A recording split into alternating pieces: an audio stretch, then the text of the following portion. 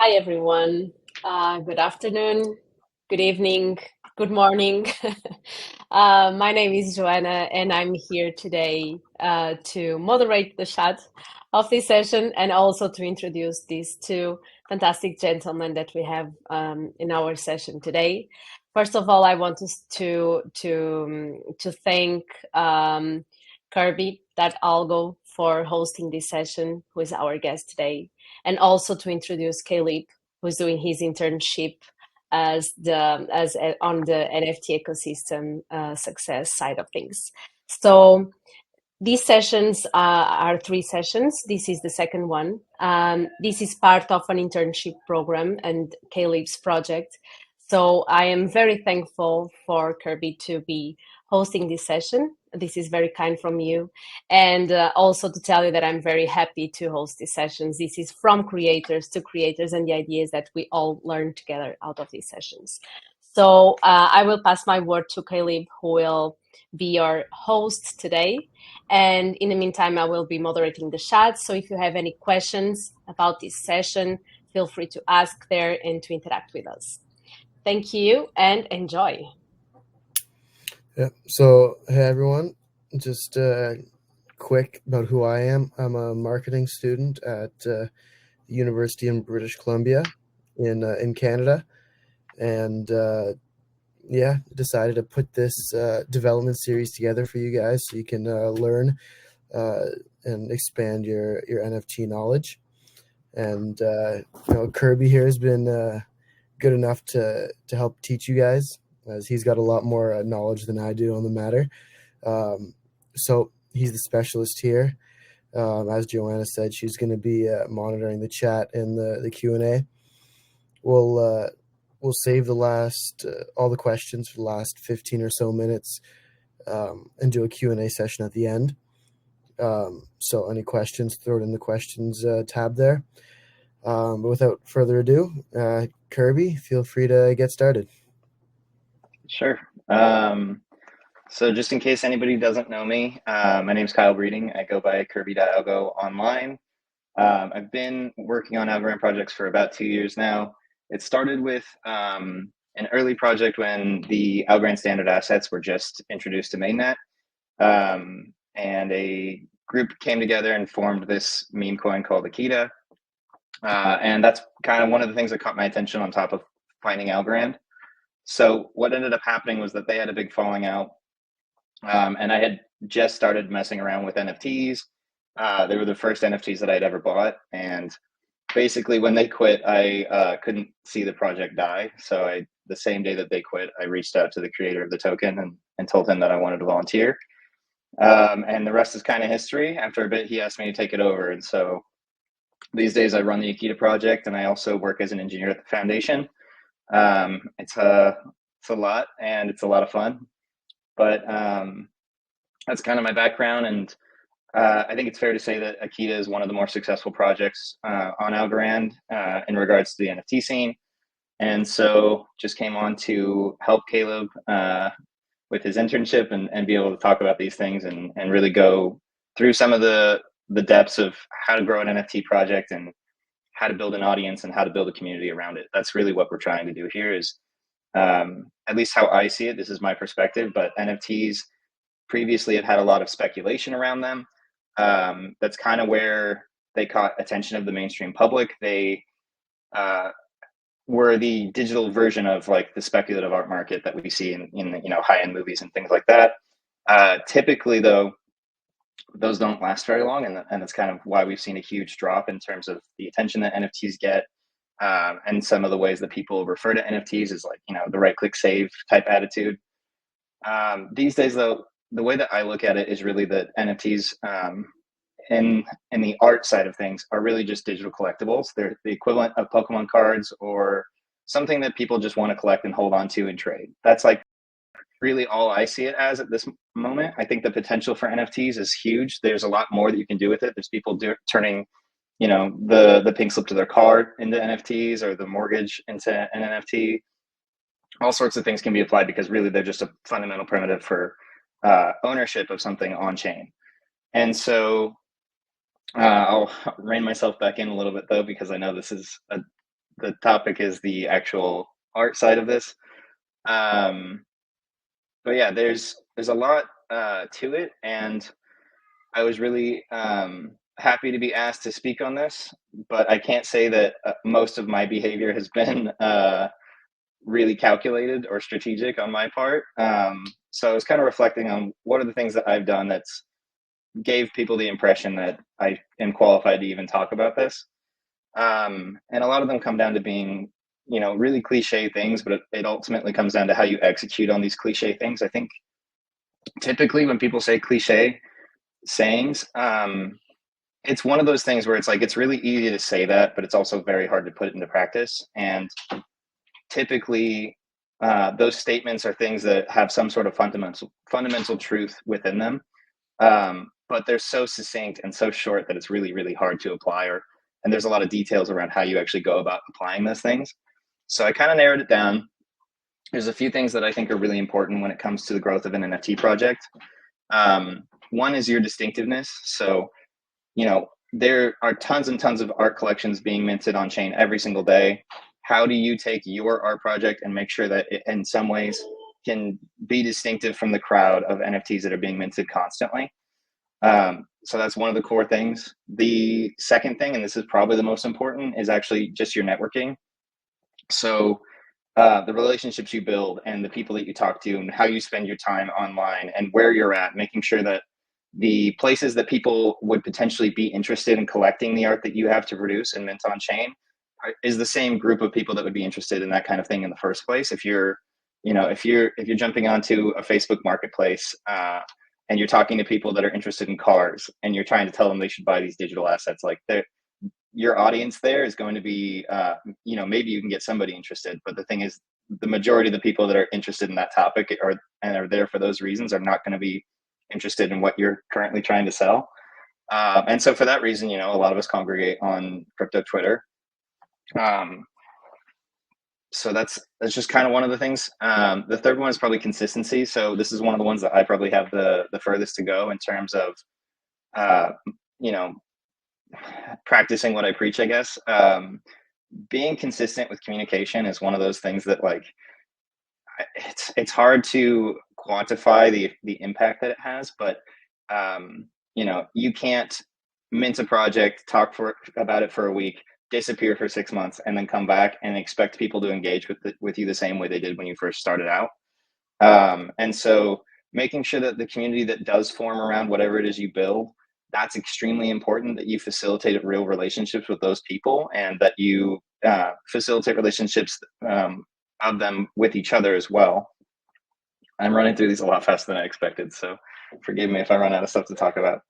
But hey, out, please. I'm sorry. All right, I guess this one's joining us. This is Aaron. Hello. Welcome to this session. Yeah.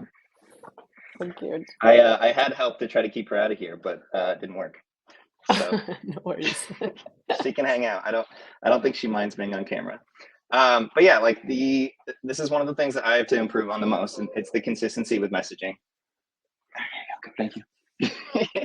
Sorry about that.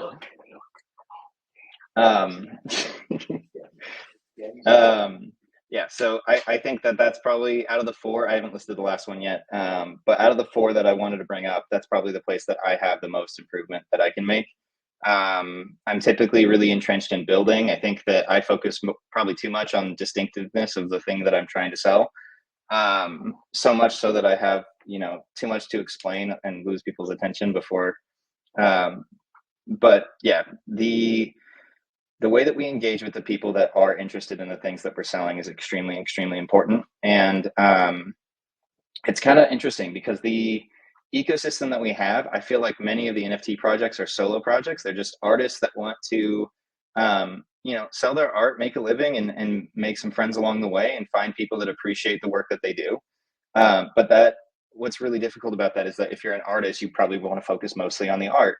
And an NFT project is a lot more than just the art these days. You're essentially running an entire business. And so when you look at it from that perspective, you have to take into account so many other aspects of what you're doing. And when you create art and just throw it out there, if you don't follow up with it and engage with the people that have engaged with it on Twitter or on Instagram or any place that you decide to post it, the more places the better, typically speaking. There's a lot that you have to juggle when it comes to facilitating an NFT project that's a lot more than just creating the art or just doing the development work.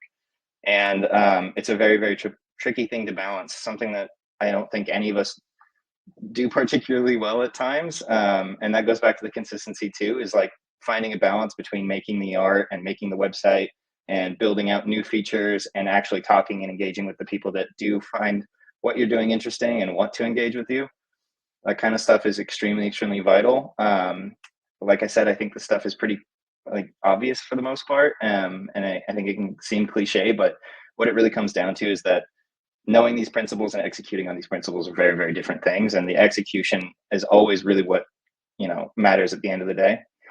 And so for the fourth thing that I wanted to bring up in terms of like my key points, I guess, would be that leveraging the community that you do create, right? So if you do manage to get some people that are interested, they want to collect your art, they want to see your project grow, making sure that you rely on those people in order to create more outreach and create, a broader outcome than just like, this is my core group and these are the only people that I'm talking to, actually trying to encourage them to spread the word about what you're doing and find their own people that they can kind of bring into what you're doing as well.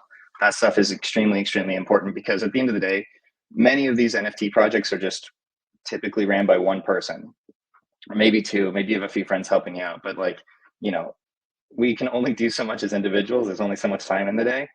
And I'm really happy to say that I think Algorand is kind of taking that same approach as an ecosystem now of, hey, it can't just be a few people from the foundation that are marketing heads doing all this work to try to broaden our horizons. We need the community that has formed around it to talk about it with their friends, with their family, spread the word on any platform that they can, that kind of stuff. And so those are like the four pieces. The distinctiveness of what you're doing, trying to add utilities is a really common way that I think people do this stuff. To give you an example, for the Omni Gems collection, which is the NFT collection that I kind of launched, there was one previously for Akita before I took over, but the second one, which is Omni Gems, the way that we've decided to try to create distinctiveness within that collection is through creating a sustainable trait shuffling system. So every dog has to have a unique set of traits, but the thing is, there's going to be mechanics that we're working on right now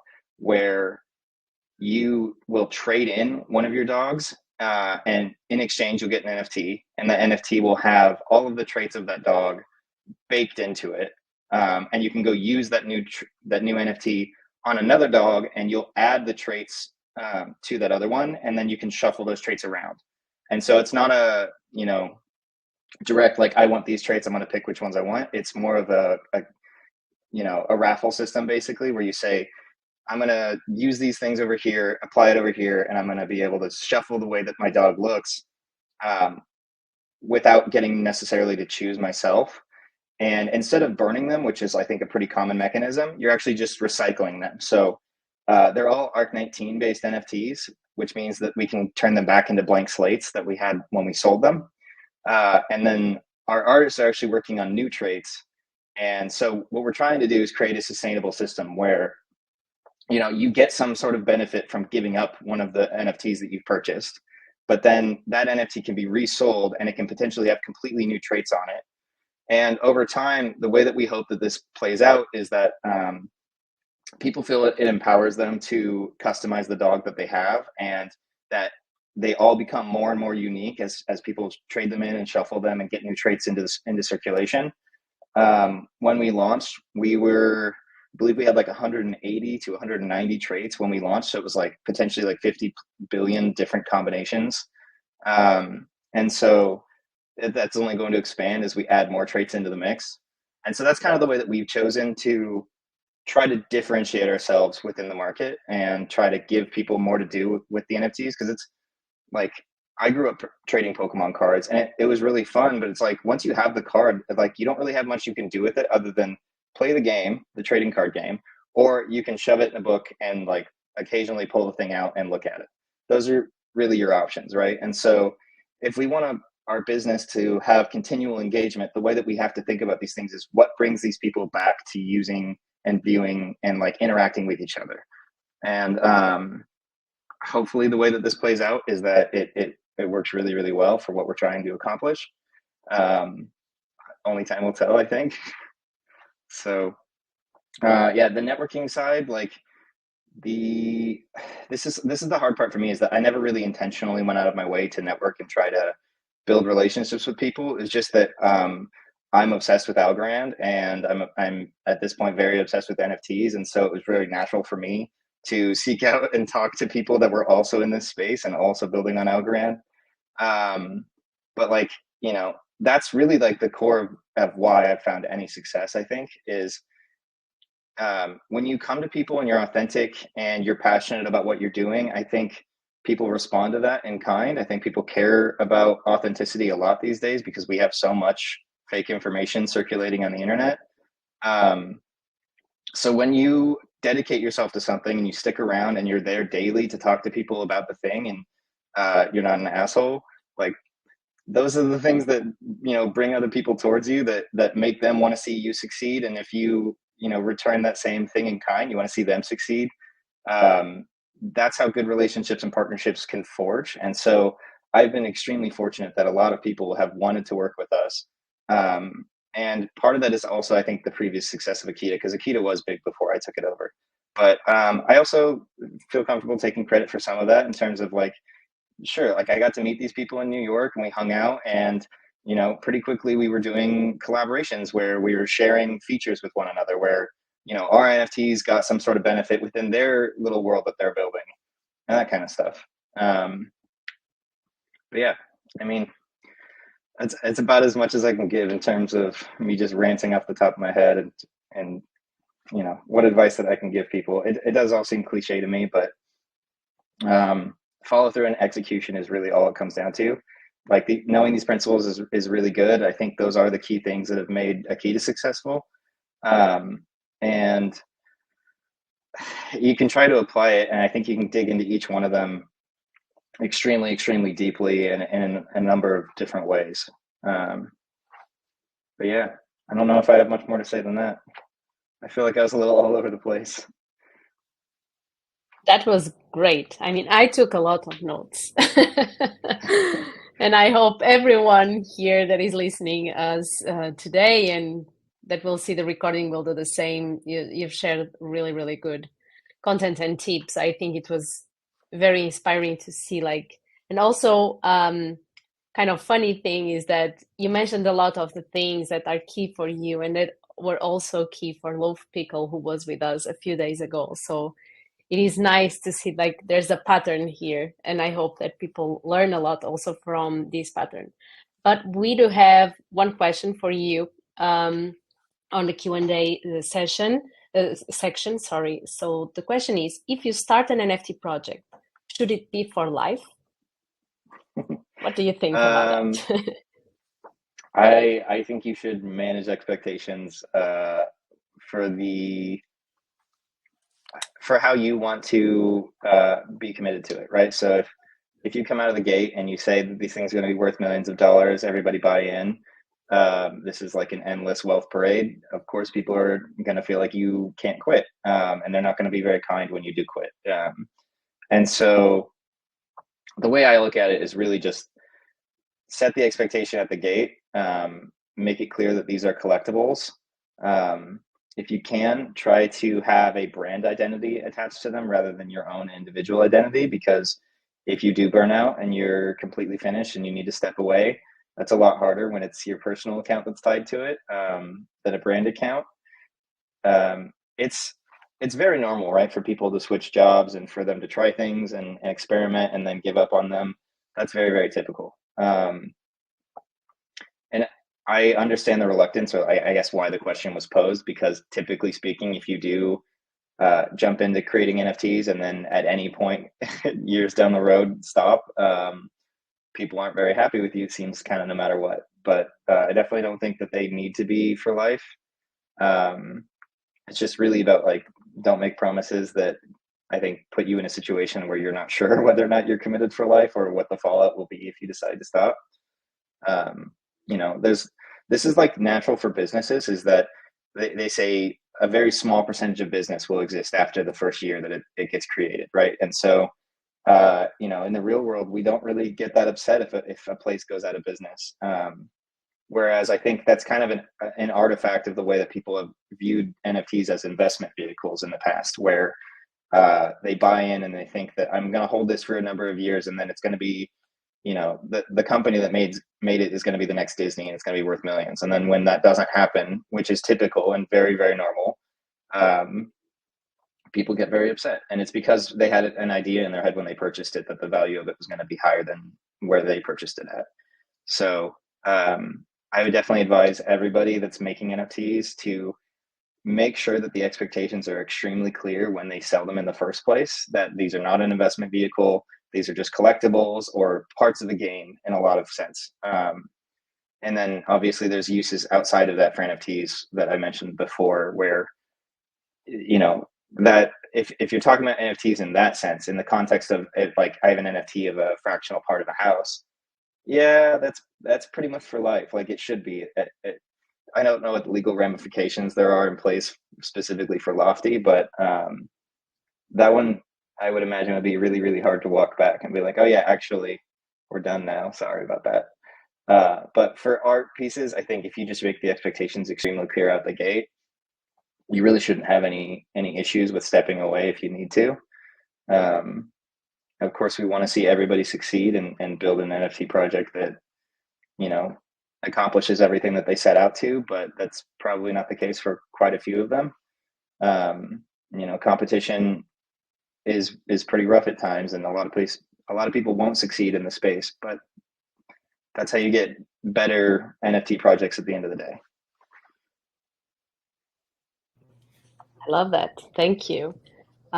We do have another question. So, okay, the question is, Twitter/X can be siloed in terms of different blockchains. How can NFT projects get exposure from the wider crypto community on Twitter? That one's hard. I think there's a number of approaches you can take. Probably all of them require some development work.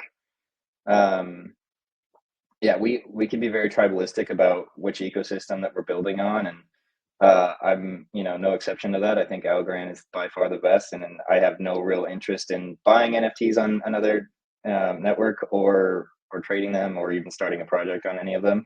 So that can be really difficult. I know that like a number of projects have tried to go cross chain and either by, you know, we're going to mint a collection on Polygon or XRP.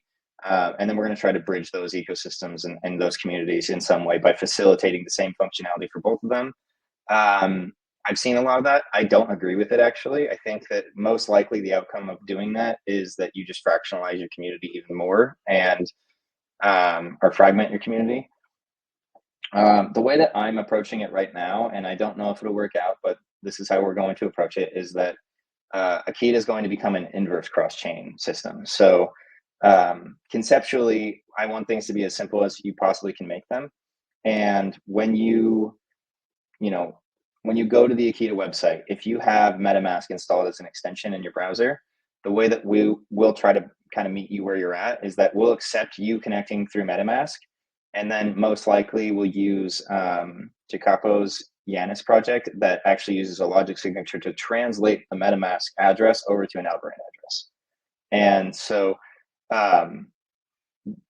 the way that this will, I think, end up being is that people that come from Ethereum will feel like they're still on Ethereum, even though everything's happening on Algorand. And people coming from Solana will still feel like they're on Solana, but there's going to be some sort of disclosure of like, hey, by the way, we're using the same wallet to do XYZ on Algorand. I'm not sure what exactly the messaging will look like for that yet, but yeah, I think that in general, crypto has done a poor job of meeting consumers where they're at. We've created all these barriers to entry, and I don't know why it is that we've approached it in this way, but like, you know, it's hard to get people into crypto in some sense, right? You have to tell them they need a 25-word mnemonic phrase that they have to save and go hide under their mattress. You have to have some crypto in your account in order to do anything on chain whatsoever. So oh, by the way, you can't interact with our app unless you go over to Coinbase and you go buy some tokens. These are things that I don't think should be there. they're pieces of they're like speed bumps, and even if a speed bump's not that big a deal, especially to many of us, I think, because we've all jumped through these hoops and we're like, they're not that big of hoops. It's fine. But I think a lot in terms of economies of scale, and when mass adoption comes, it's going to come very fast and very hard, and a lot of projects and businesses won't be able to handle it very well. And so when you have these speed bumps in place, if you're talking about massive quantities of people potentially interacting with your applications, even those speed bumps will thrash them, right? You lose a certain percentage of people, even if you have a trivial little barrier there. It's like, oh, it's not that hard to make that. It's not that hard to set up a wallet or buy some tokens. It really isn't at the end of the day, but you will lose a good portion of people that may have been interested in using your product otherwise. And that's kind of how I'm approaching this, is that I don't think any other network is really up for the products that I want to build. I don't think that they have the uptime. I don't think they have the speed or scalability. And so I still want those customers. They're on Ethereum. They're very attached to Ethereum. They're on Solana. They're very attached to Solana. Like, they're not going to just be like, oh, I'll just jump over to Algorand really quick. And unfortunately, the user experience right now for jumping chains is not that fluid. It's very clunky. And so, yeah, that's basically how we're going to approach it, is everything stays on Algorand, and we'll use Logic SIGs to bridge the actual account gap that we have between MetaMask and Algorand accounts, and between Phantom and Algorand accounts. And so they'll connect with the wallets that they've already created, and the currency denomination will be in the token that they're used to. So Ethereum, they'll be using ETH. But most likely what will end up happening is we either bridge through something like Wormhole, or we just have them deposit Ethereum into some sort of escrow account that we've set up on chain, and we credit them in Algo to that same new Logic SIG that we created on the other side. Whatever we can do to make it as fluid as possible to meet people with where they're at, that's what I'm going to be doing. We'll see how it turns out, but yeah, if you want to cross-pollinate between ecosystems, it's like those barriers to jumping between chains just need to be gone. And I think there's plenty of tools that we have out there to remove them. That's great. I love that. So I don't see more questions for now in the chat, but I do have one question. And my question is more like, it's actually not a question. It's more like a comment. So I know that you recently launched the ARC 53. So parts of these ARC are also open sourced, correct? I don't know if it's entirely open source or not, but I know that you developed these through XCOVs, and I wanted to ask if you could share with this audience a bit on like your experience with XCOVs, also your thinking about open sourcing parts of the projects that you are building. I think this is, in my opinion, a very important piece for growth, right? When you want to grow and when you want to really contribute to the ecosystem you're building in. And I would love to hear your thoughts on this, and also to share a bit on the experience on how it was with XCOVs, how it's been with ARC 53 so far. And yeah, and if anyone has more questions, feel free to share here in the chat or in the question section. Yeah, absolutely. Okay. So if you guys don't know what ARC 53 is, it's sort of a decentralized metadata standard for NFT collections and project information. So the reason that I made it in the first place was that, we have a bunch of different NFT marketplaces, but they're all very siloed. There's not a lot of interactivity between them at all. And so what you end up with is I have to go upload all of my information about my project to each website individually, and then they'll go store it in their own database. And it's really easy, I think, for those things to be desynced. So you have mismatched information across different platforms. And so ARC 53 was just an attempt to make sure that you could, in a declarative way, put your metadata about your project on chain, and then it could be consumed by these marketplaces rather than something that you have to go individually update and send them. And then that way you get decentralization and self-sovereignty with the information that you're putting out there.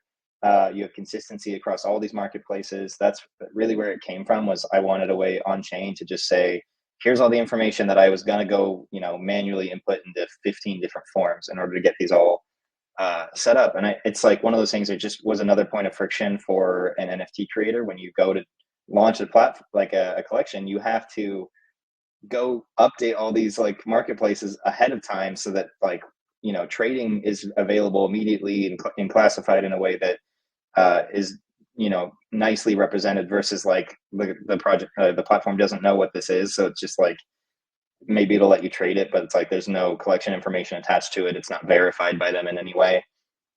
That kind of stuff. And so in terms of open source, I think open source is invaluable.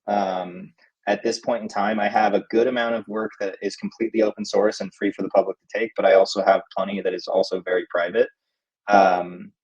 The private side is kind of for two reasons. One is that a lot of the code is kind of a mess, and I would like to clean it up before I open source it. And the second one is just that I'm not a VC funded project in any capacity.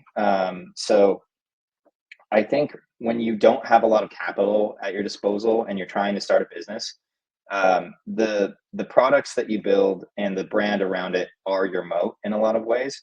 So I don't intend on keeping anything private. Long term, what I want is for Akita to turn into a decentralized social protocol. And so everything will need to be open sourced, including the client.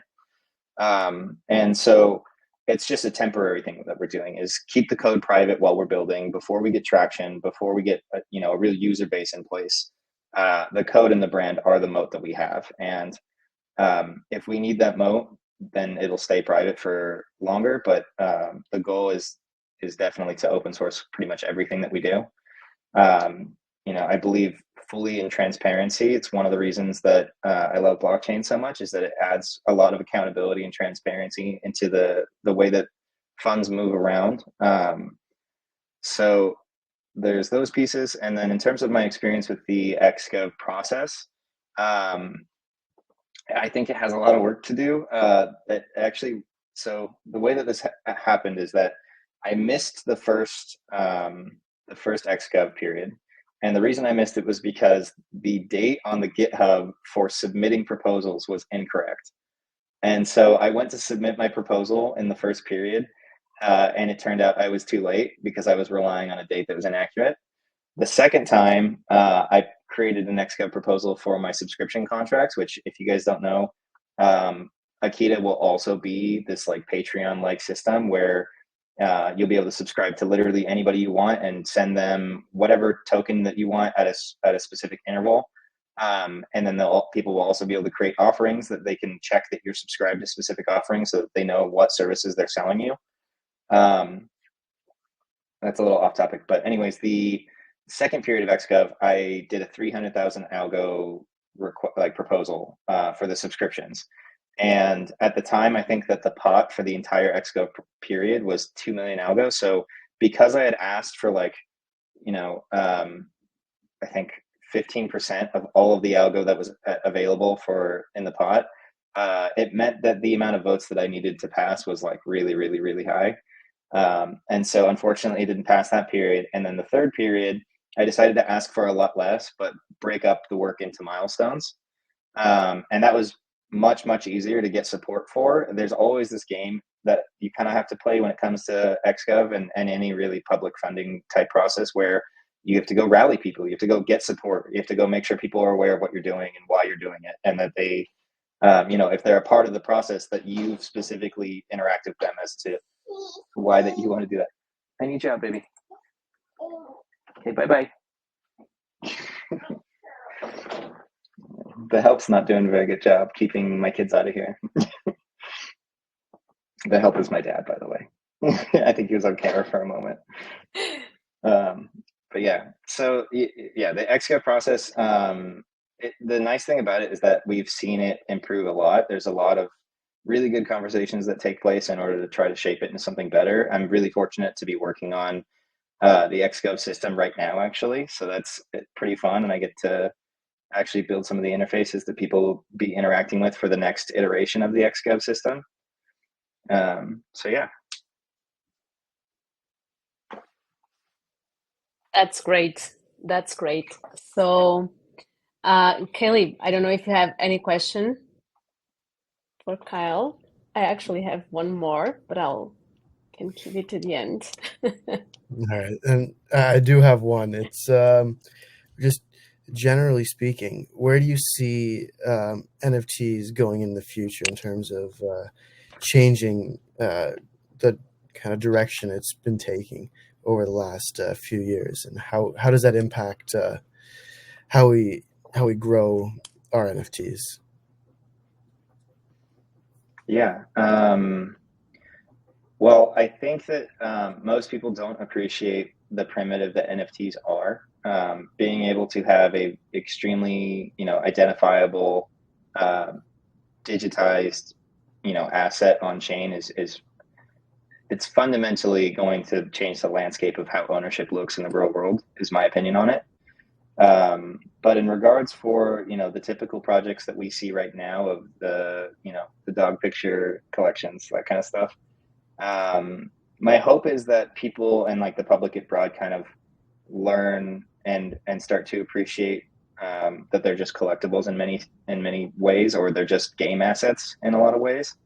Um, there's a lot of trends around the world that I think have kind of set people up to be skeptical of non-fungible tokens. The speculative asset part, like the art market, that kind of stuff, I think gave people a bad taste, even though it was the thing that also brought it to like global attention.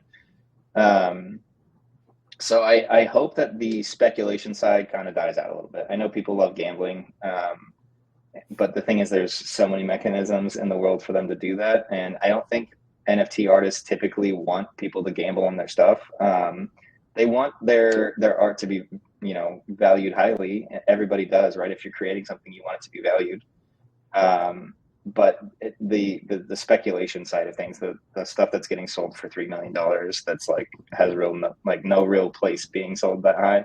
I hope that stuff kind of dies away, and that the broader public understands and appreciates that really most of the time these are collectibles or game assets. And then on the gaming side of things, I know that I used to be a really big gamer, and it's kind of a hard market because the major platforms that put games out are very, very good at like psychological games and trying to manipulate their players into spending money on XYZ thing within the game. And so, a lot of people very much resent when games have microtransactions in them.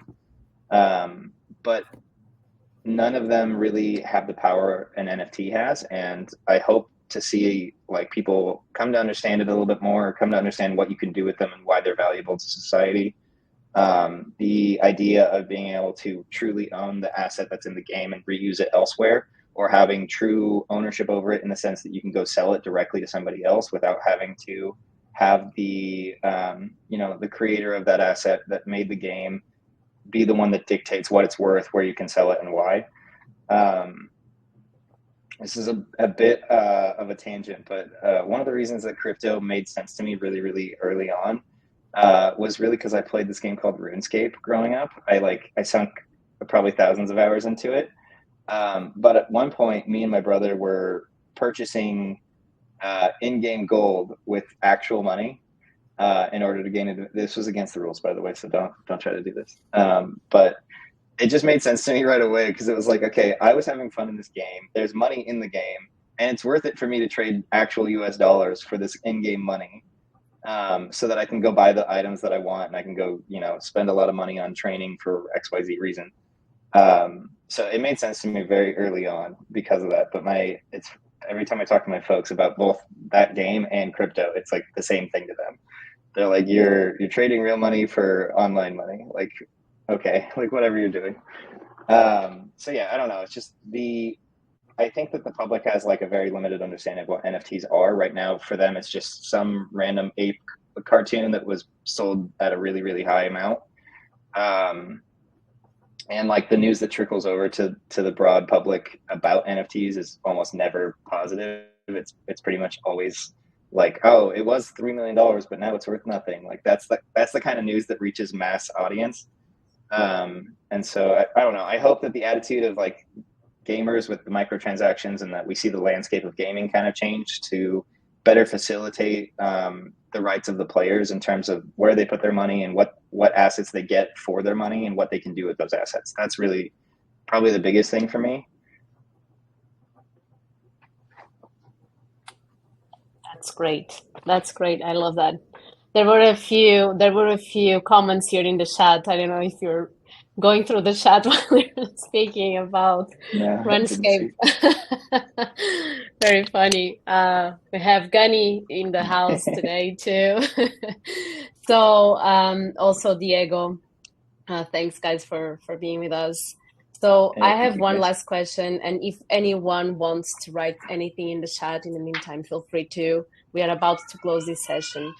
So my last question to you, Kyle, is more on, so just for context, before I ask you the question, I know that NFT creators and people who run projects are in a roller coaster, right? Like we are in an uncertain market, right? We never know what is going to happen in the next day. There were a few things that happened in the past, so it's not a linear process, right? It's being able to adapt to the situations. And when growth comes, when this moment of like, okay, I'm going to build something or I'm going to put something out there, it usually comes with fear, I believe, right? And my question to you is, where do you find your, I would say, your safe room when you're feeling this fear? Is it in the community? Is it in a mentor? Is it by building and just launching and let's see what happens? What type of person are you, and what can you share with this audience about those moments that I think are key and that they happen to everyone in this space? Yeah. I might have a hard time answering this because my typical response to those feelings of uneasiness, I guess, would be to kind of focus and just push forward. The way that I like conceptually think about that is like I almost always just like go towards the light at the end of the tunnel kind of vibe. Like if I feel pain or fear or anxiety about something, I'm almost always focused on like just getting through it. I don't have much of a hesitation in terms of like, oh, maybe I shouldn't do this or maybe I should turn around. And part of that is also just like maybe thoughtlessness on my part in terms of like, I'm kind of just a Lego kid. Like I love building stuff, and Algorand is the playground to me. That's basically who I am and what I'm doing is I love building stuff, and Algorand is the place that I'm building stuff. So to give you, I guess, an example, when I launched the OmniGems collection, it wasn't good enough for me to just like put an NFT collection out there. I had to also build an entire shuffle system that I thought was better than every other shuffle system that exists.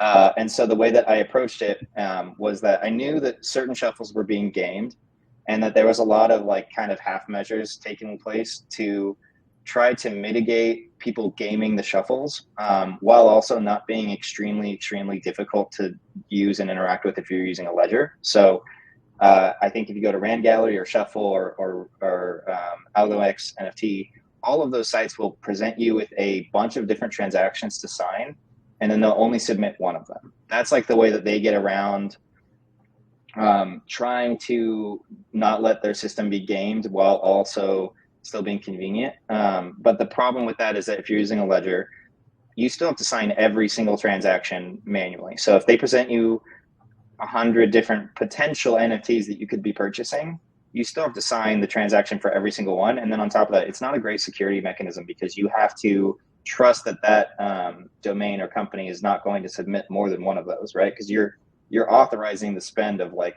100 purchases, but they're like, oh, but we promise we're only going to actually send one through.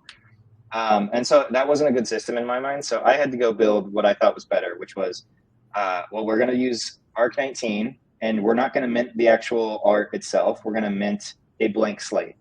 And then I'll have in my own database, I'll keep a private record of which asset ID has which traits.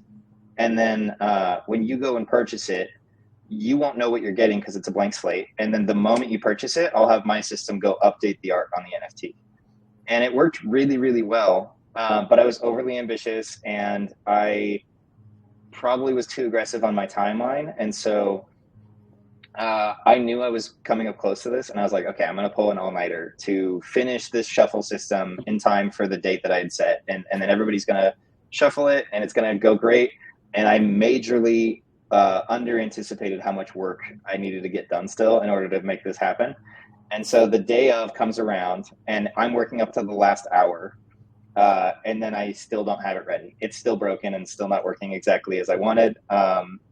Partially because I chose to add another feature to it that I called like a liquid shuffle, where some traits were guaranteed to certain people with certain whitelist NFTs.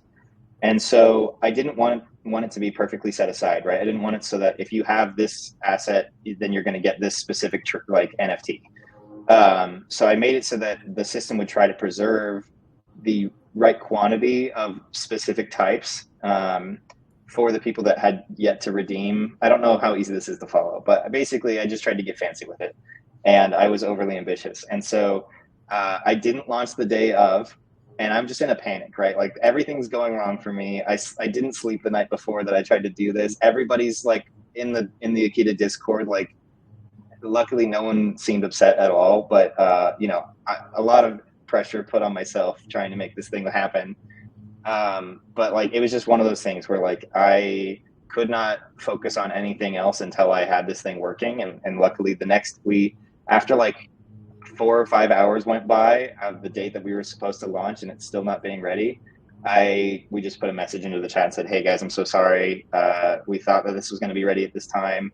Let's try again tomorrow, exact same time.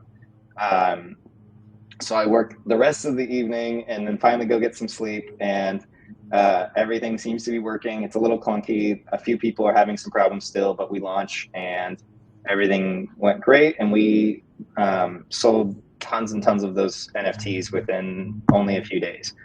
And so I don't know if it's anything in particular that I'm doing. I honestly just feel like we have such a great community that if you communicate like where you're at and why you're struggling with whatever you're struggling with, people are extremely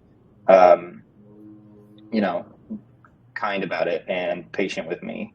And so maybe I'm biased, but I think that the algorithm community itself is very special.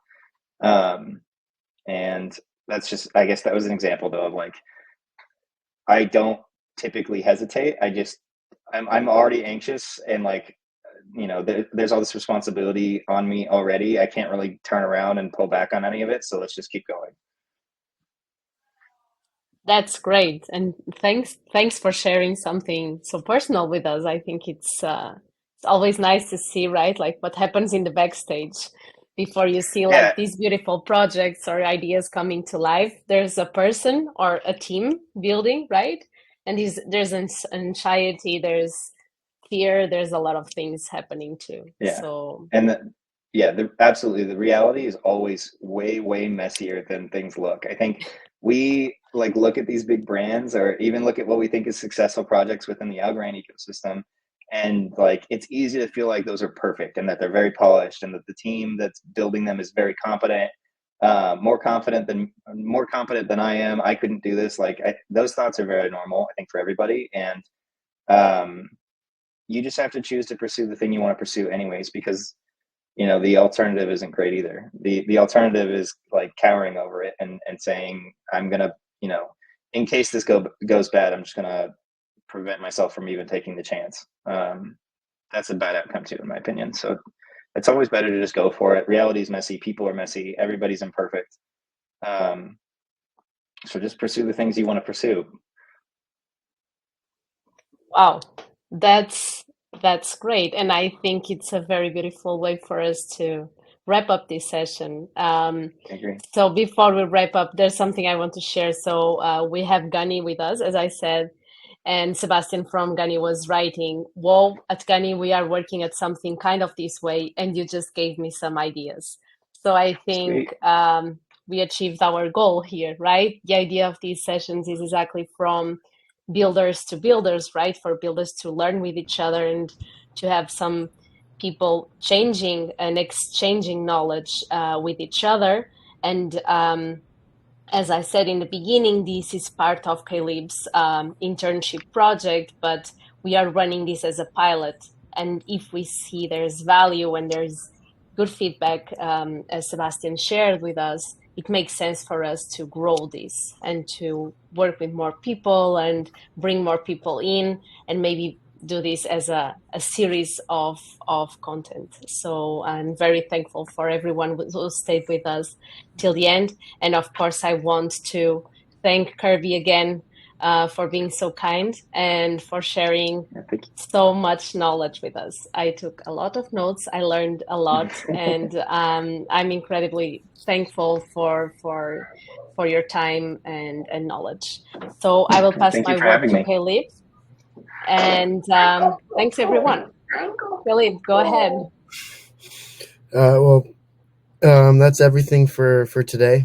Thank you for everyone for coming out. I hope you got a lot out of it. Thanks, Krby, for coming and sharing your experiences. It was good to get your point of view on everything, and I feel like everyone learned a lot. Make sure to tune in for our last session, which is next Wednesday at 11 a.m. Eastern time. So different time zone for people on the other side of the pond compared to Krby and I. But yeah, thanks everyone for coming out, and be sure to come out to the next one. Yeah, thank you guys for having me on. I appreciate it. Thank you.